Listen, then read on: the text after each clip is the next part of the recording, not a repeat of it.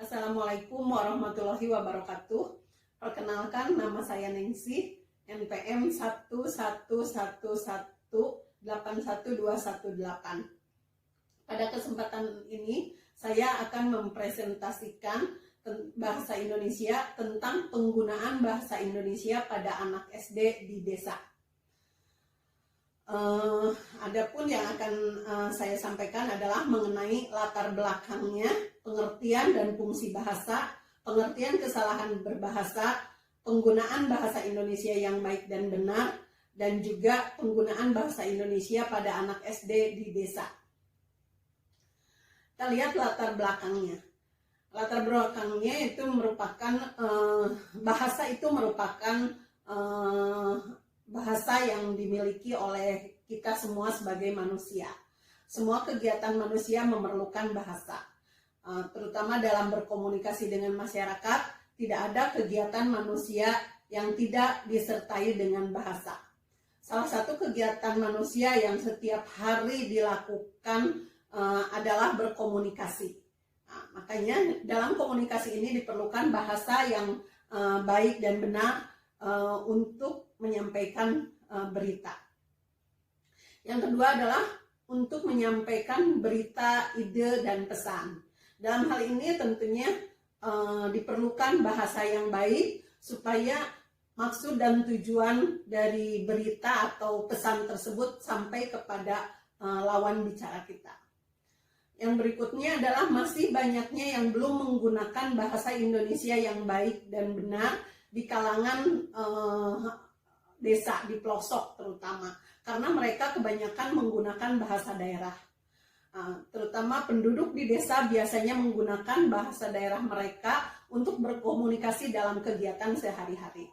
Mungkin dalam kegiatan sehari-hari itu nggak jadi masalah, tapi kalau biasanya dalam acara formal, di sekolah, biasanya itu tetap memerlukan bahasa Indonesia yang baik. Selanjutnya adalah pengertian dan fungsi bahasa. Pengertian umum bahasa yaitu merupakan alat untuk berinteraksi, berkomunikasi, dan menyampaikan pikiran serta gagasan yang digunakan oleh seorang manusia yang berupa bunyi yang keluar dari alat kecap manusia. Di sini bahasa merupakan kumpulan kata-kata dan yang merupakan kalimat yang memang harus jelas tujuannya supaya apa yang diucapkan itu sampai ke lawan bicara kita. Sedangkan fungsi dari bahasa itu sendiri adalah bahasa merupakan alat komunikasi. Seperti tadi saya sudah sampaikan bahwa dalam komunikasi kita tetap memerlukan bahasa yang baik. Di sini komunikasi pun kita bisa lihat. Jadi komunikasi itu bisa dengan bisa saat kita santai atau berkomunikasi dalam acara formal, pidato, ataupun di saat kita berbisnis. Dalam komunikasi itu tentunya berbeda bahasa apa yang diperlukan, bahasa apa yang digunakan. Yang kedua adalah sebagai alat berekspresi. Dalam hal ini bahasa merupakan ungkapan untuk mengekspresikan pikiran kita. Misalkan kita mempunyai ide atau inovasi apa, itu bisa diungkapkan dalam tulisan. Misalnya contohnya sebagai penulis, bahasa bisa disampaikan dengan tulisannya tanpa diketahui oleh si pembaca. Yang ketiga adalah alat untuk mengadakan integrasi dan adaptasi sosial. Dalam hal ini, integrasi sosial itu misalkan contohnya kita datang ke suatu negara, ke suatu daerah, sementara di daerah tersebut menggunakan bahasa daerah yang ada di sana, dan kita sebagai pendatang kita mengadakan integrasi sosial itu dengan cara berkomunikasi dengan penduduk di daerah tersebut. Kita belajar bahasa tersebut, itu artinya kita sudah melakukan integrasi sosial.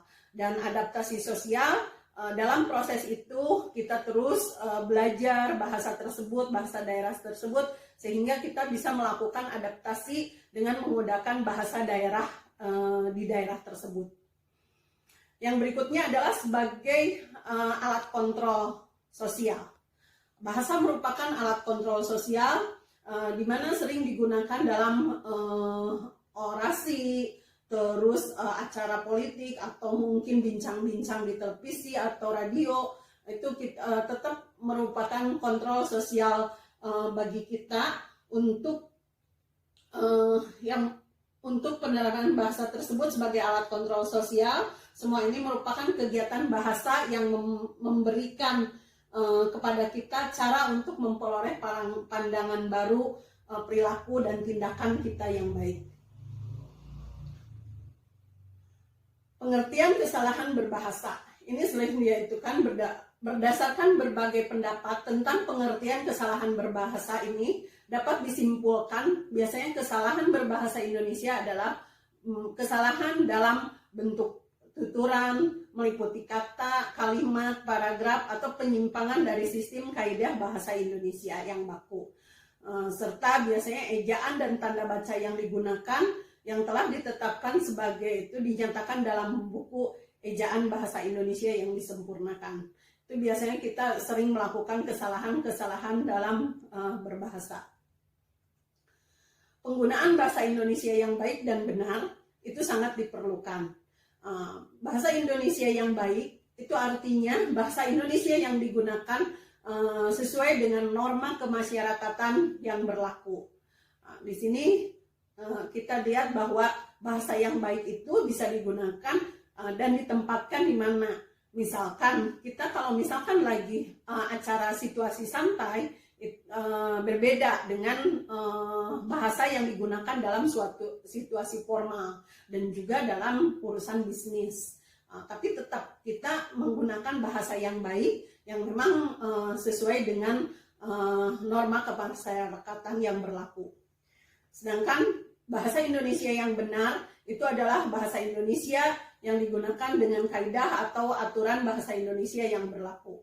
Jadi benar-benar baku bahasanya, terus ucapan, ejaan itu merupakan bahasa Indonesia yang benar.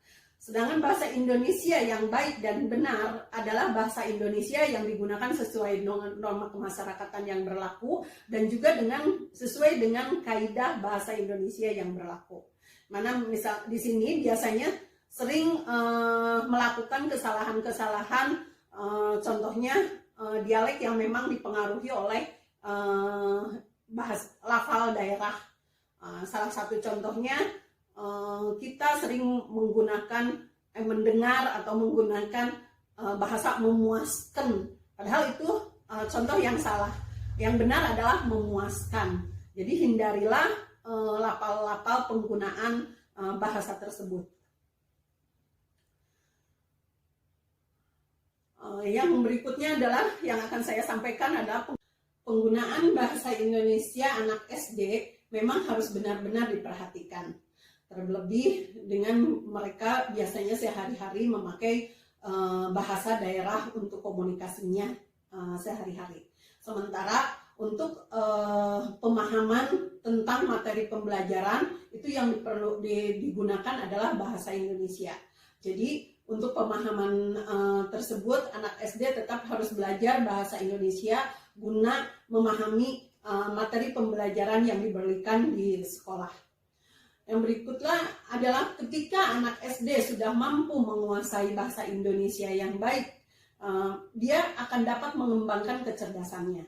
Hubungannya kenapa? Karena memang di saat anak SD tersebut sudah menguasai pemahaman tentang bahasa Indonesia, dia juga akan mampu mengembangkan kemampuan emosionalnya, kemampuan pikirannya. Dia udah bisa mengekspresikan apa yang ada dalam pola pikirnya dengan cara menulis.